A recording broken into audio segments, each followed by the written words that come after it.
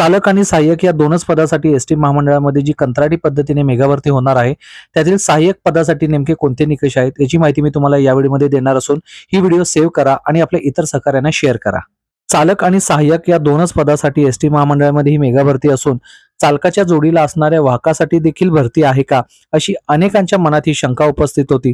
परंतु सहाय्यक हे पद यांत्रिक विभागात येणाऱ्या यांत्रिक पदासाठी असल्यामुळे यंदाच्या भरतीमध्ये वाहकाची कोणत्याही प्रकारची भरती केली जाणार नाही, हे सर्वात आधी नमूद करावेसे वाटते। एसटी महामंडळाच्या मुंबई, पुणे, नाशिक, छत्रपती संभाजीनगर या 4 प्रादेशिक विभागामध्ये एकूण 1140 पदांसाठी ही सहाय्यकाची भरती निघाली असून या भरतीसाठीचा पहिला निकष म्हणजे हा उमेदवार महाराष्ट्र राज्यातीलच असला पाहिजे। याचाच अर्थ इतर राज्यातील उमेदवार या भरती प्रक्रियेमध्ये सहभागी होऊ शकत नाही। सहाय्यकासाठी अर्ज करणाऱ्या अर्जदाराने ITI मधून motor mechanic, diesel mechanic, ब्लॅकस्मिथ welder, auto electrician, tyre fitter, welder, painter, refrigeration आणि एअर कंडिशनर अशा वेगवेगळ्या विभागातून शिक्षण घेतलेले बंधनकारक आहे।